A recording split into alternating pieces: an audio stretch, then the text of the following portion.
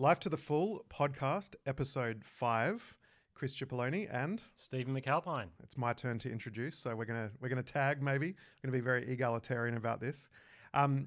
This episode we are taking what we looked at last episode about the fluidity, rapid discontinuous change. Rapid discontinuous phenomena. change. Everything is changing quickly.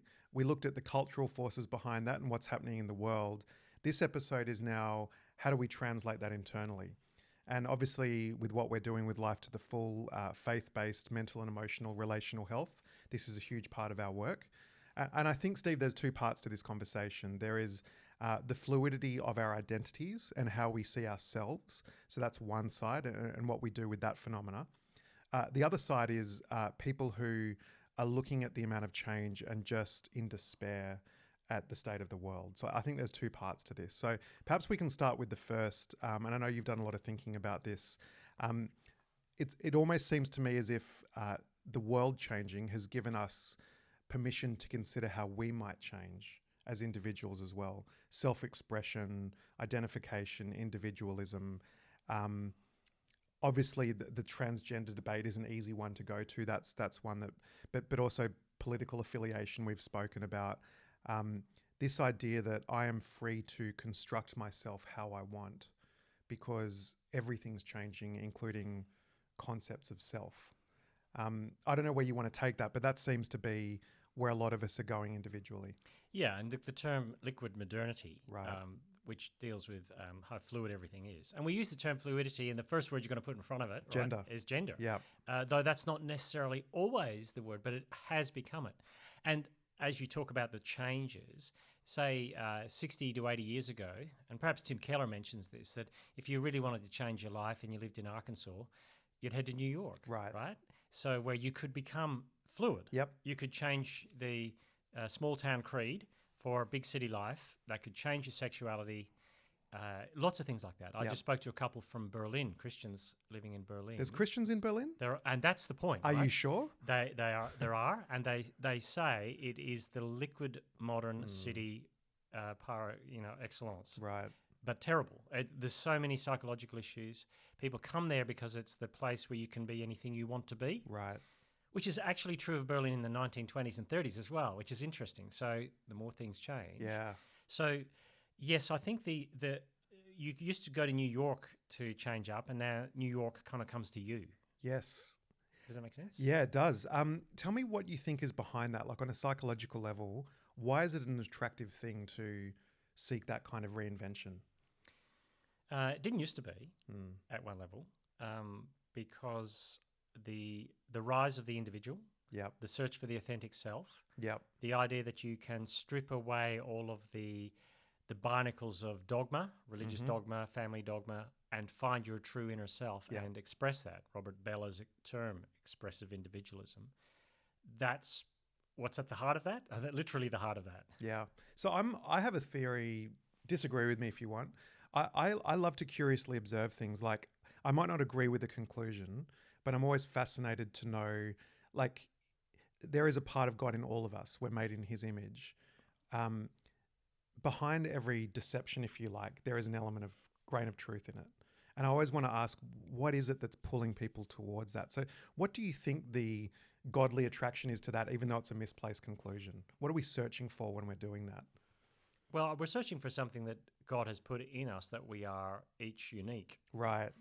Yeah. And, I mean, if you grew up in Arkansas in a small community where you're all part of this community, unless or until you do X, Y, or Z. Yep. And then you realize that you're actually excommunicated from that community. You're looking for belonging. Yeah. And you're looking for belonging in a place that values your individual, the great irony. Right. I heard this about hipsters. Hipsters are the most tortured movement because you find belonging by being different. Yeah. It's this intrinsic irony. So what do you think it is? I mean, thinking from a psychological perspective, there's a great draw to fluidity in a culture where, in one sense, you think about how the Soviet Union broke up, and as it was breaking up, everyone made a grab for the cash or made a grab, and you get the opportunity in liquid times to reshape yourself. Mm-hmm. Yeah, I think it's not a perfect analogy, but if I think about the Corinthian language of many parts in one body. Now, there's a difference there, and we're talking about gifts in a church. But the principle, I think, remains in that God has made us all uniquely, as you say, fearfully and wonderfully made, knit together in my mother's womb. All of these paradigms, another classic one is, are you a Peter or are you a Paul? You see in Scripture that these heroes of faith still have different personalities and dispositions to them. There is, it makes me marvel at the fact that with 8 odd billion people we have in the world, why does one person want to be an engineer, and for them that's just like a hand in glove fit, whereas for someone like me who's a much more right brain, I don't even know if right brain left brain has been proven, but you get my point. For me, engineering is just like pulling teeth. Yeah. But for someone else, that's dentistry, by the way. Thanks for the reminder. Thanks for the reminder. But for one person, it's why they want to get out of bed in the morning. And for me, there is something about God's providential hand in making people differently so that the whole ecosystem of humanity works to a degree. Yeah, but here's the question. Yeah. The whole ecosystem of humanity works to a degree when you have some common settledness about what it means to be human, right? Yep. So part of the issue of fluidity, Yep. and maybe you want to extrapolate on this, when we use the term gender, when we use the term identity with fluid, what is going on at the core of that is so important in our cultural moment? Yeah, I think there's a few things. We talked about the fall of institution last time. Like, why would I join a movement that isn't working anyway? There is a core heart that we've always wrestled with as humans, which there is a lordship paradigm at play. Do I want to follow God or do I want to be God? Our modern fluid expressions are just a different form of what we've always wrestled with as humans. I think that the idea of self, one of the problems is that it you plugged a book last time. I'm going to plug my book now coming up.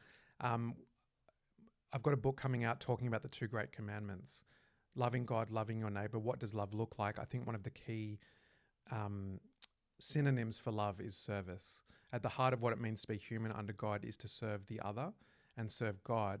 The problem with self-identified fluidity or identity is that ultimately there is a self-service there.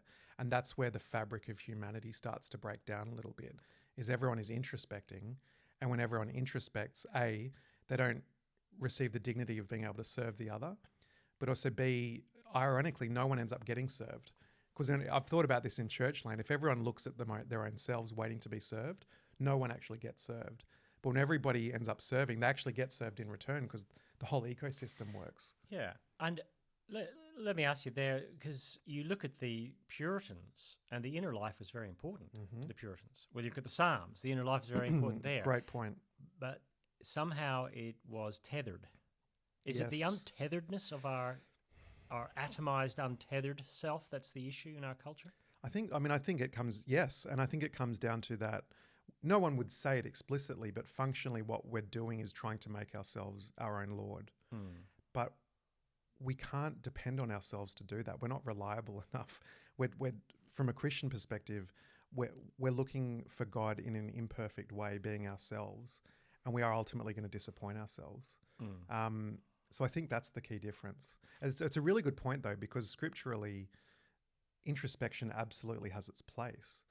It's what is the introspection designed to achieve in the long run? And I think the introspection is meant to get you back to God. But if there is no God there, where do you end up? You end up nowhere. What are the great introspection texts then? What are we looking at? You've set me up well. Thank you. have. Look, for me, Psalm 13 has always been the one. And the reason I say that is, I've been doing the itinerant speaking thing in the mental health space for a while. And for me, Psalm 13 verses 1 and 2 is the most biblical framework I think we have to explain mental illness. So I've got a Bible that I've prepared earlier, Steve, would you believe? So I'm just going to read it. It's only a 6-verse psalm, but I think it starts with the introspection, really with language that would feel quite compatible in our modern era, but it ends somewhere very differently. So Psalm 13, how long, Lord, will you forget me forever? How long will you hide your face from me? Here's the verse that got me when I read it. How long must I wrestle with my thoughts and day after day have sorrow in my heart? I just want to, wrestling with thoughts, sorrow in my heart. That is such an apt description of depression in my experience. How long will my enemy triumph over me? Look on me and answer, Lord my God. Give light to my eyes, or I will sleep in death. And my enemy will say, I have overcome him, and my foes will rejoice when I fall. Okay, but here's the key. Just on a dime, he says, but I trust in your unfailing love. My heart rejoices in your salvation. I will sing the Lord's praise, for he has been good to me. And there's a question that psalm raises is, how do you get from verses 1 to 4, look on me, Lord, give light to my eyes. And then he just says, I trust in your unfailing love. One option is he's just deluded and he's just hoping for a spiritual answer that isn't really there. But it's kind of like the Marxist idea of opium for the masses. It's a drug. It gets you through your pain, but it's not real. What I like about what he does, though, in the final verse is he goes back into past tense. This is what he draws on. I will sing the Lord's praise, for he has been good to me. And I think that's the tethering that we're missing that you're speaking of. Christians have the ability to look at future uncertainty with past faithfulness. It's like those insurance ads. What is it? Future results are not a guarantee of all that kind of disclaimer. Christians can say, actually, I can see God's hand throughout history. I don't know what he's doing now, and I don't know what the future will look like. And it doesn't absolve me of the internal pain as the psalmist feels. But at the same time, there is a story that I am a part of that is actually far bigger than myself, where the universe is not revolving around me, which is incredibly confronting on the one hand. I still want the universe to revolve around me. But there's also liberation there, because it means that whatever is happening in my life, whatever is happening in the world, I can trust, as we shared in the last episode, that there is a King of Kings and a Lord of Lords that knows what he's doing, because when I am God, heck, I don't know what I'm doing and I don't know where this ends up. That's interesting. And Tim Keller, in his last major article in The Atlantic, said he saw a revival for Christianity in America, partly because of the fragility of the self. Right. And he said it's a very fragile self, because even though being who you want to be and internalizing who I am to everyone, the authentic self, is superficially liberating. Yep. He said it's also exhausting. Yes. You and you alone must sustain your identity, and that has led to all sorts of mental health issues. And the line he said at the end, a never-ending need for affirmation. Yeah. So where are you looking for affirmation? And so we have 2 or 3 generations where everyone got a trophy at school. And how much affirmation do you need? Right. Turns out just a little bit more every time. So part of our search for the inner self and crafting ourselves is an affirmation issue. Yep. Because we say we're our own authentic selves, but we live our lives before others all the time. Yep. And we're looking for that belonging, as we've spoke. It always makes me marvel at how do bikie gangs get such a following. Like, it clearly doesn't end well for a lot of people. Like, what's the selling point? And I think a lot of it is community, belonging, family. I remember Francis Chan talking about that. Like, he had a guy come to his church who'd come out of the bike scene, and he became a Christian, got baptized, and a couple of years in, he was talking to him. He said, how are you going? He said, honestly, I think I just misinterpreted what this was. And in the end, it turned out, he said, I thought when I joined a church, it would work the same way. Like, people would have my back. But just matter-of-factly, he was saying, just obviously I was wrong and that's my bad. And Francis Chan says, no, that's our bad. Like, we should be outdoing the bikers. But the point is, there is a sense of belonging, tribe, acceptance, all of these things that we're looking for. And as Christians, we theoretically should be taking the lead on that. Yeah, and partly, as you think of that example, you join a bikie gang from a pretty messed up background generally, and so people will have you back. Yeah. But if life is kind of, the Christian framework might just be the icing on the already prepared cake. You don't need to do community as well, because your social capital is high. You don't need these people necessarily. You've got enough network without them. And so the need isn't there. Yep. So what you find in churches can be problematic is we try to cajole people that you need this community. Yeah. Whereas in the bikie gang, you don't have to stand. No one's standing up the front and saying, we really need to be community. Right. They know it. They need that. Yep. That's the implicit attraction. Yeah. So this is I suppose, one of the aspects of this fluidity that we've spoken about is how we see ourselves. What's the other? We know ourselves. I suppose that's the risk of giving an overly simplistic paradigm. That's kind of the more liberal application of our times. Yeah. The other application is for the conservative person, in inverted commas, who looks at the change and just goes, I feel horrible. It's like life just looks like one big doom scroll every day. Climate change is raging, housing affordability is raging, birth rates are dropping, employment. It just all feels overwhelming, and that the trajectory is just going down. So it's not necessarily that someone has changed the way that they see themselves, but they see all of the things that we spoke about in the last episode, and they just live with despair all of the time. Have to self-medicate. Yeah, I think that's the other side of this. And I think that's probably the more common Christian response, I think. It's not the only one, but that is one like, oh, wow, God really must have forgotten us now. Just life is getting worse one day at a time. And what do we do about that emotionally? And what do people do about it emotionally? Because they're checking out at some level. Right. I mean, I think literally self-medication is one for sure, like in the terms, in the form of substances. I think there's a lot of closet alcoholism in our churches, to be honest, that isn't getting spoken about. Not everybody, but I think it's more than we think. Honestly, I think a lot of people just don't know what to do with it. They just sit with the despair, and functionally there's a loss of hope. And it's just a terrible position to end in. And it's a position that I get it, because we're fed it all of the time. The problem with it is God has to be a God of hope and restoration and redemption. Like that has to come in somewhere. Somehow that has to be in the now as well as in the not yet, though, doesn't it? We've talked about this. We in spoke, the past. yeah. When is life to the full happening? When's the promise for? Yeah. Some of it has to be for now. Absolutely. Now, I had a conversation recently with someone down the more down the end of the, I hesitate to say Christian national perspective, but he did say to me, is none of it for now in how the world shapes? Yeah. Have we just junked nature as a good place to play out the gospel? Is it all abstract in our minds, or can community and politics and family life work well in the gospel? Now, you can see the extreme end of that. Sure. Right. So, and there are books about it. You can see why it's attractive, because it's saying we can put a life together that makes sense, and we'd like to universalize that, except we're not allowed to cajole you or, make you believe what we believe. Yeah. But we'd like to.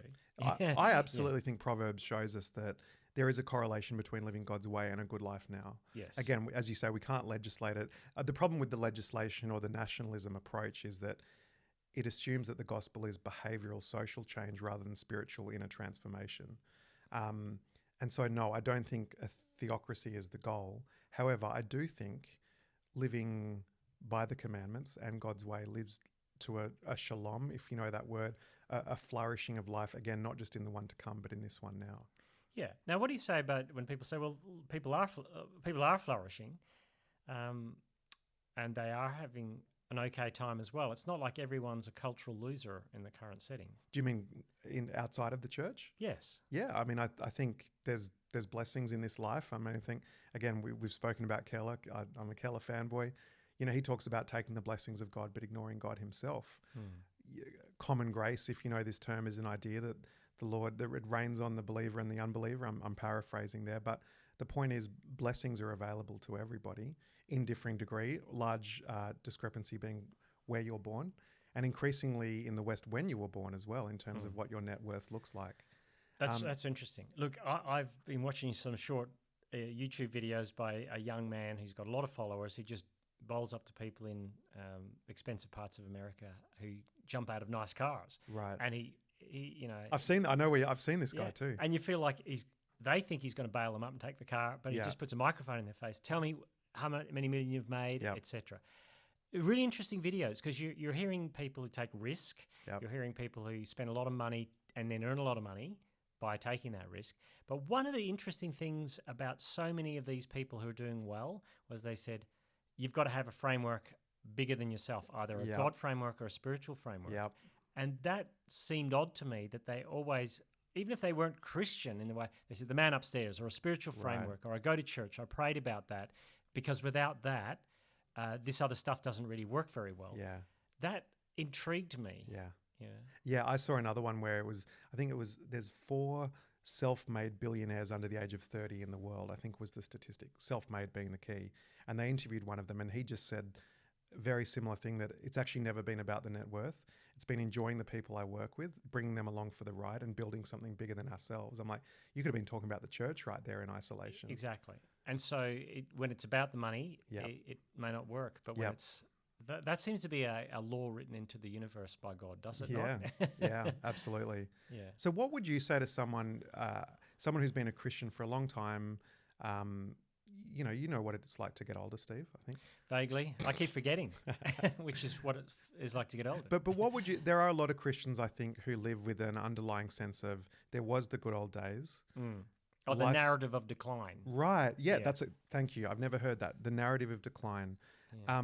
And in despair of that. What would you say to that person? Well, go read the book of Ecclesiastes to begin with, I would say. Okay. When we think about that, I'd say you'd need to know your history first. There are things that have become worse in our cultural moment.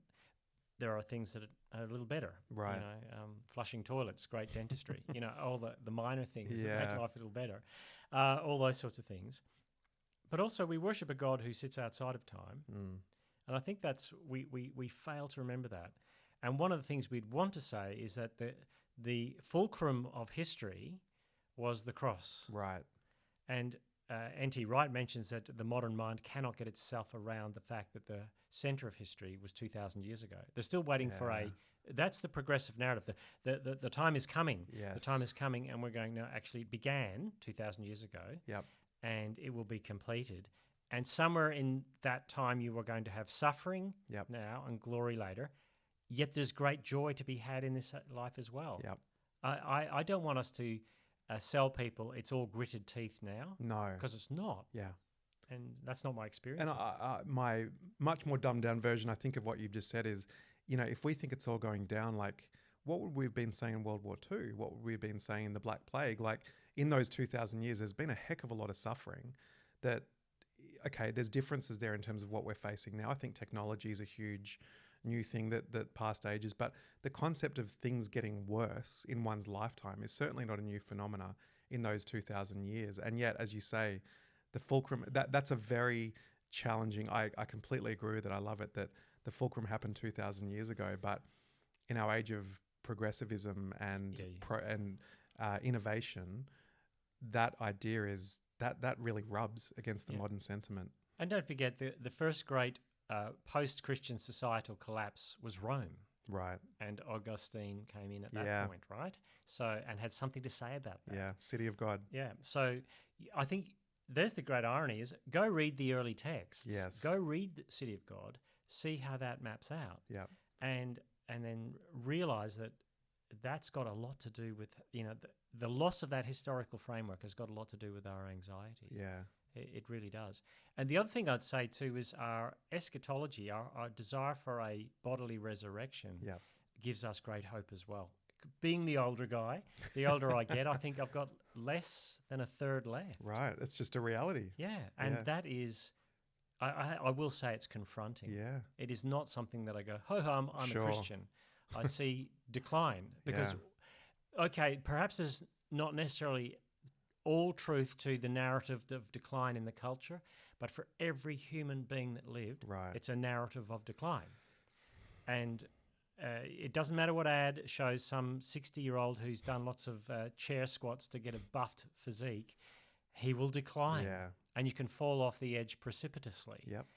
Every human being is a narrative of decline, and if you do not have a framework to grapple with that, you're going to be in trouble internally. I love that. Thank you for sharing that, because even though I'm younger than you, I have just turned 40, and my kids are great at rubbing it into me. And, you know, for them it's a joke, but for me it really taps into a complex that I have that, I'm only going in one direction here. Yeah. Again, Tim Keller says, I've looked into your future and I see a lot of death in your future.